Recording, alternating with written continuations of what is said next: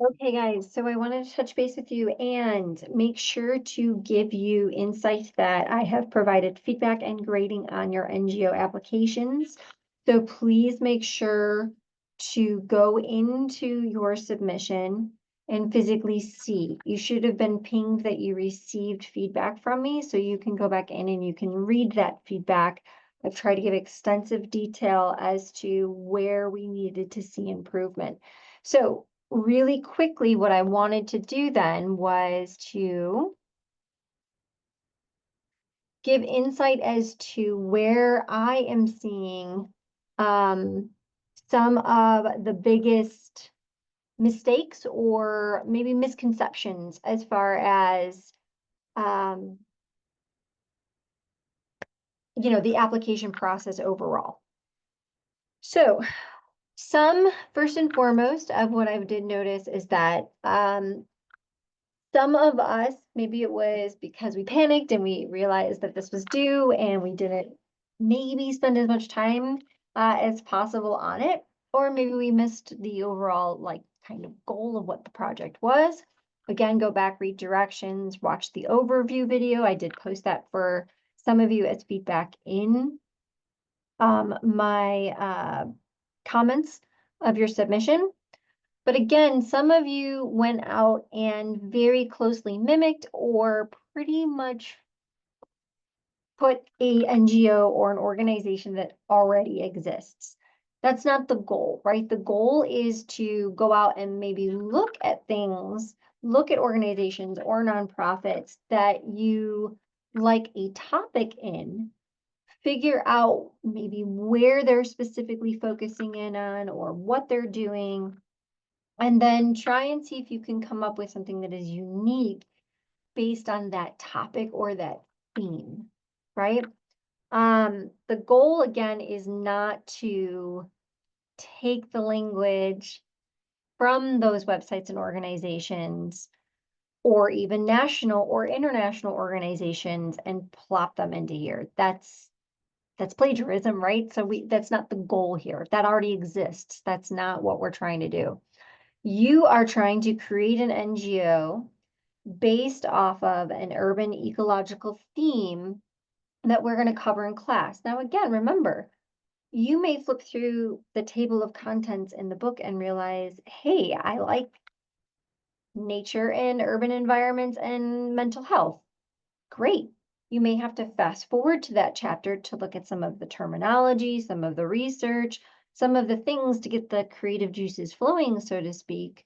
But again, it'd be tying it back to a theme or a topic that is specifically related to urban ecology. So first is don't repeat something that already exists. That's not the goal, and you're going to lose the points completely. If you've got feedback that you need to make that adjustment and you don't make that adjustment going forward, you're just going to get a 0 for the project. Copying and pasting is not the goal. 2, you need to make sure that you are tying your NGO back to concepts that we're talking about in class. So, some of you did a really great job. You specifically focused on restoration or wildlife management or just simple education, which is great. Wonderful. And you got that feedback. And I'll give a little bit more detailing there. Some of us had really great ideas for NGOs. Maybe we wanted to participate in education.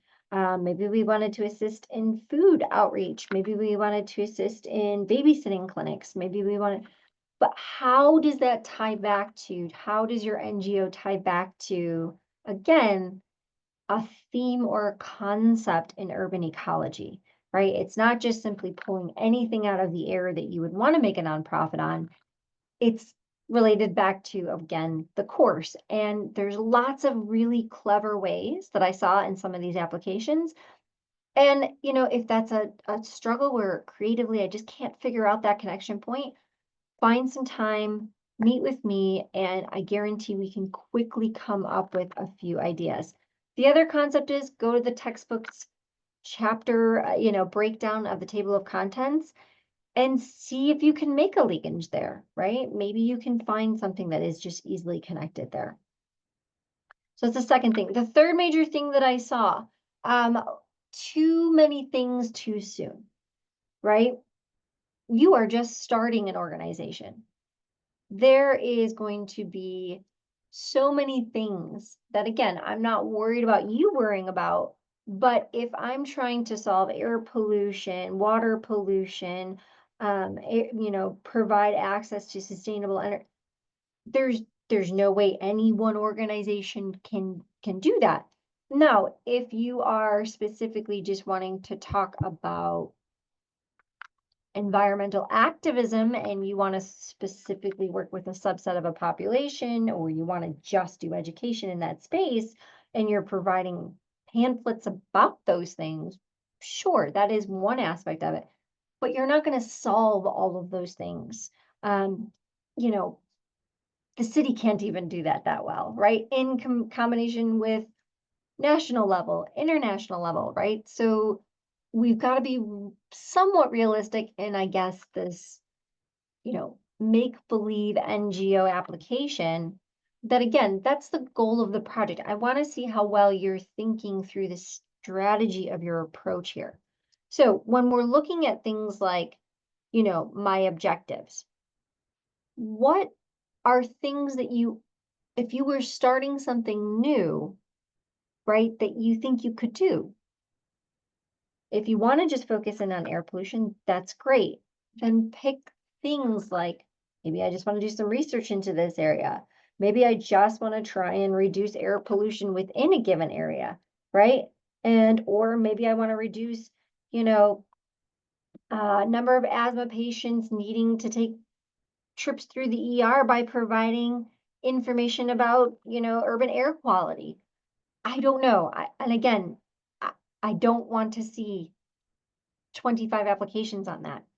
This is where you are putting your creative thinking hat on in a 4,000 level class of saying, what could I actually do if I was trying to pursue this, right?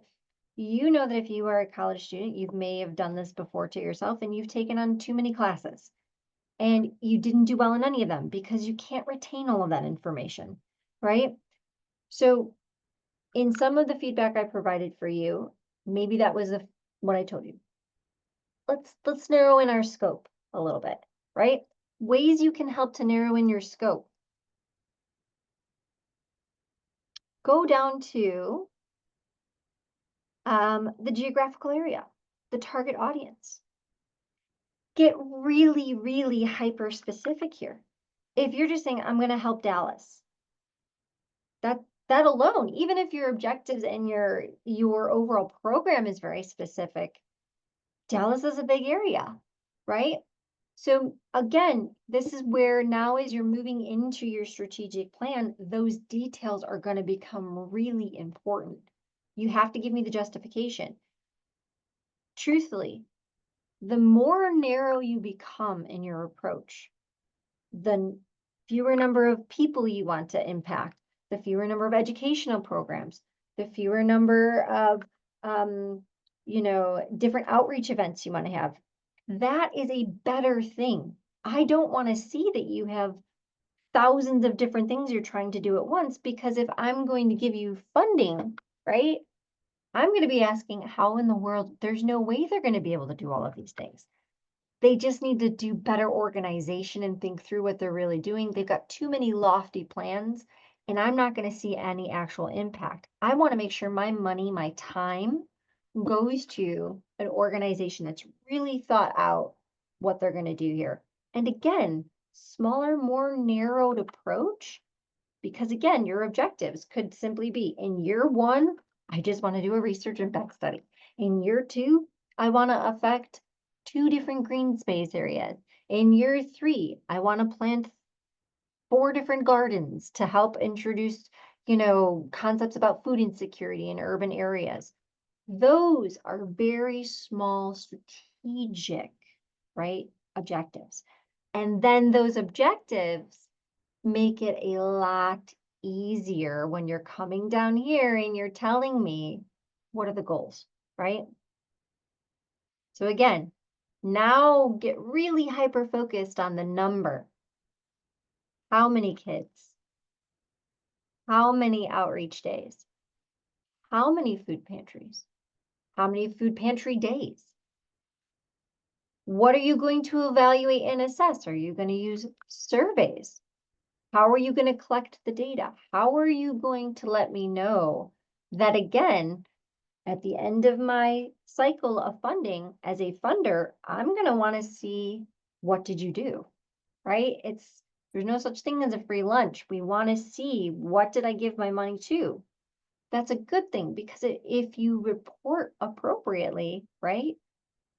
Now we've shaken hands and I can easily give you additional funding to continue the success of your program, right?